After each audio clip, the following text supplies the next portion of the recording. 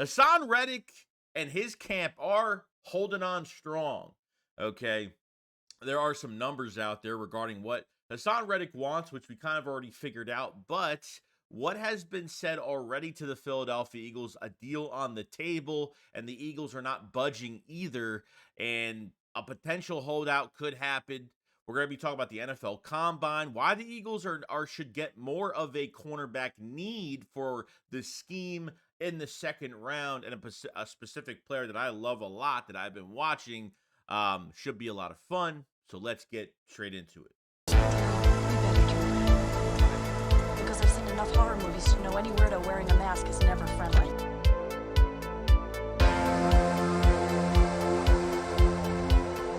Yo, what's going on, guys? I hope everyone's having a fantastic day today. So, I'm going to go over some news for the Philadelphia Eagles. A couple things to go over regarding Haason Reddick and what's been going on with him so far. Now, these are just rumors at this point. Take everything with a grain of salt because we're not going to hear anything probably for another, I would say another week or maybe a couple weeks because, tampering period isn't for another few weeks. But, regarding, your own players, the Eagles could do whatever they want. But it looks like Haason Reddick's camp is standing still when it comes to what he wants. Now, there is apparently a deal on the table from the Philadelphia Eagles that would pay Haason Reddick 20 to 22 million dollars on a 3-year deal.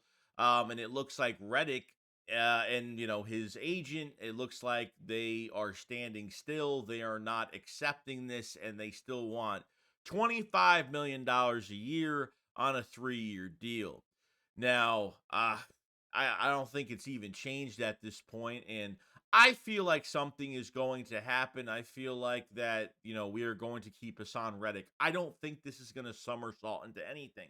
But you have to think about it like this because Haason Reddick is a $20 million cap hit. As much as you're going to save $11 million on an extension, the Eagles can't just let him play out through his contract. They can, but on that $20 million cap hit number, I don't think they can.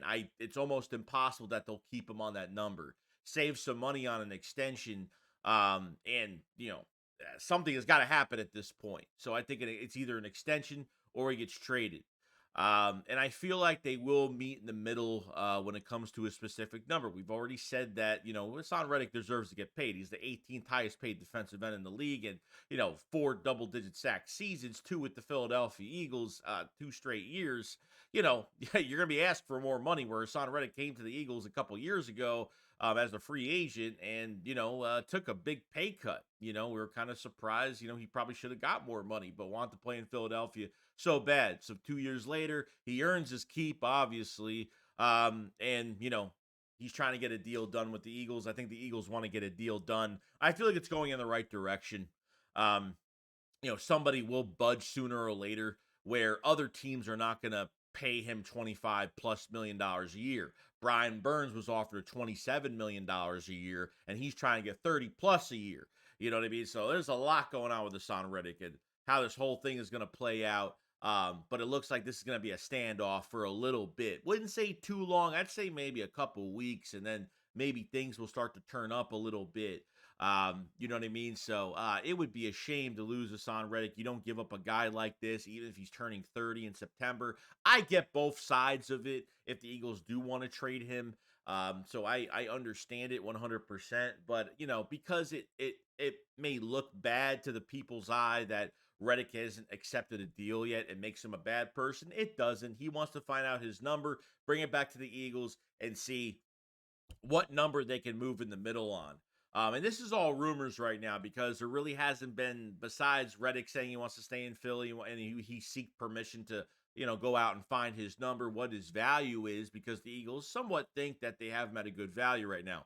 Obviously, the Eagles aren't going to budge yet until Reddick comes back with a number of what he wants. And I think they will pay him. So if they're willing to pay him 20 to 22 million dollars. I don't even know if it's a 3-year contract. I know the contract he wants is 25 million for 3 years, So that's what he's looking for. We'll see what happens. I don't know if this is one of I don't know if this might go for a long time to the offseason program where Reddick might hold out. I don't really see that happening because we are still in February, technically, right now. We're not even on the month of free agency yet.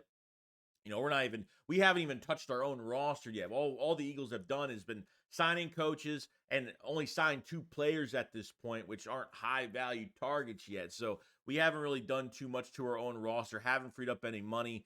And be interesting to see what happens. But I feel good about it. I'm not really worried too much that if they lose him, I don't know, at this point, like if you end up trading him, if it happens, like they got to ask for a first round pick, which they're not going to get. They're never going to get that. But a day 2 pick is what they're going to have to do. A day 2 pick for 25, a day 2 pick for this year. Maybe he uses this trade as in you save money, and then for this year, and then obviously go into next year, maybe get a draft pick for a high draft pick for next year in this on day 2, the second round, or something like that. So, it's a bunch of mismatch and a lot of things going on with this, but I think due future, I think we'll be fine, and Reddick will be a Philadelphia Eagle. I don't see this going sour, going south, and becoming a big problem.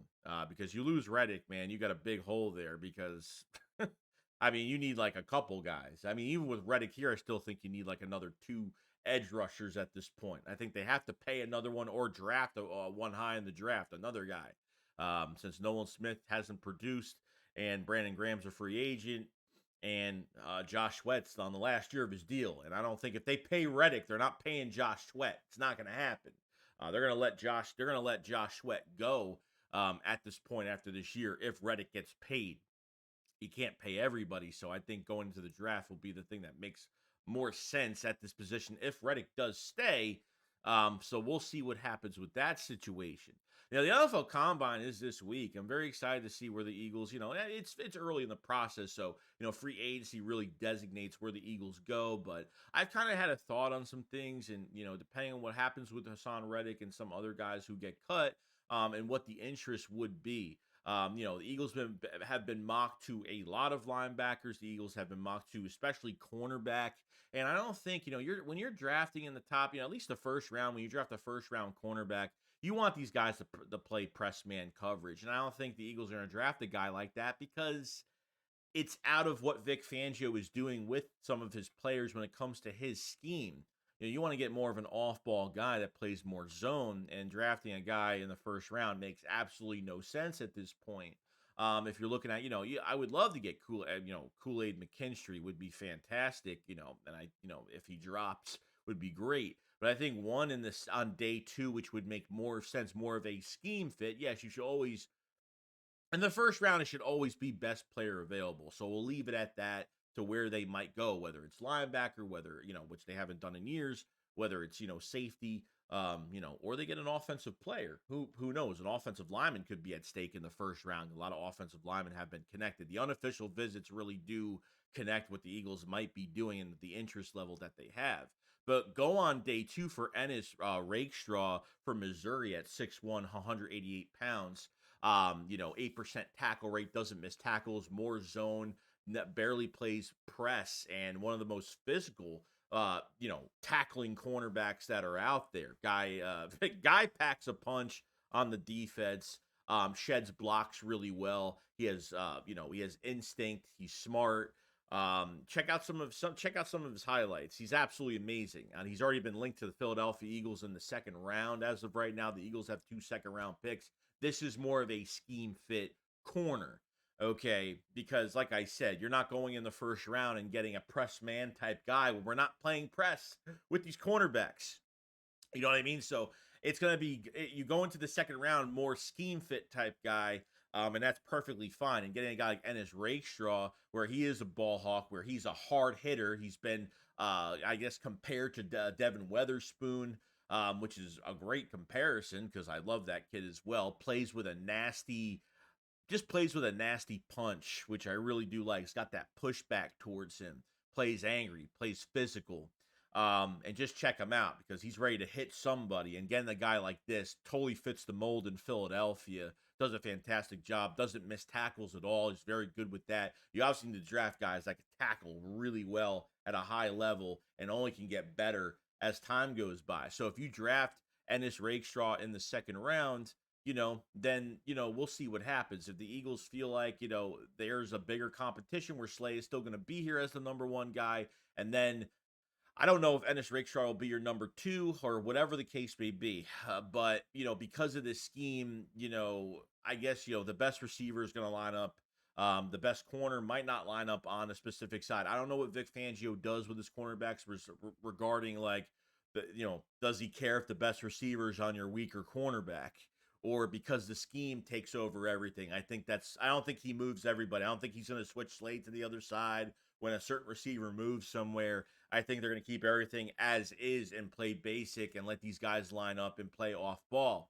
And that's what they're going to do. Since he will use linebackers downhill at times, he will get pressure on quarterbacks. And obviously, defensive line needs to increase in productivity, need to hit home. And I think Vic Fangio is going to get his guys. So check out Ennis Rakestraw and what he does, man, because it's just physical zone coverage, taking great angle, great tackling. It's all over on the board. I mean, I feel like that he's definitely on the Eagles board as of right now. Can't wait to see him at the combine. Another guy in the combine, which would be really interesting, as some other guys as well. But we'll be live streaming that on the Philly Shakedown. We'll be live streaming the NFL Combine at certain positions that that we're gonna watch, that we need to watch. Not like quarterback or other positions that mean nothing to the Eagles at this point, which they could draft a quarterback. Who knows? Maybe in the 6th, 7th round. I don't know. But not the most important. So I feel like you're gonna get more scheme fit on day 2. That could produce immediately, because the first round is who's gonna, the best player available is going to be in the first round. That's how the Eagles, even before 3 years ago, that's how the Eagles really were drafting. They were drafting best player for the scheme. And that was, or need, I should say. And that's been one of the biggest problems. But Howie Roseman needs to change the philosophy on what positions he needs to pay attention to in the near future. So it's going to be interesting, but excited for the NFL Combine. Haason Reddick's, maybe there's a holdout coming. I don't know, but it seems like Reddick and his camp are not, are on a standstill now at what they want. And I think they will budge sooner or later. It's not going to stay like that for much longer. Give it another week or two, and we'll see what happens. Let me know what you guys think. Make sure you subscribe to the channel for more Eagles news every single day. Like the video. It does help the channel a lot. Appreciate all the support and everybody. You guys enjoy the rest of your day, and I'll see you guys on the next one. Shakes what up, false. Peace out, guys. Peace.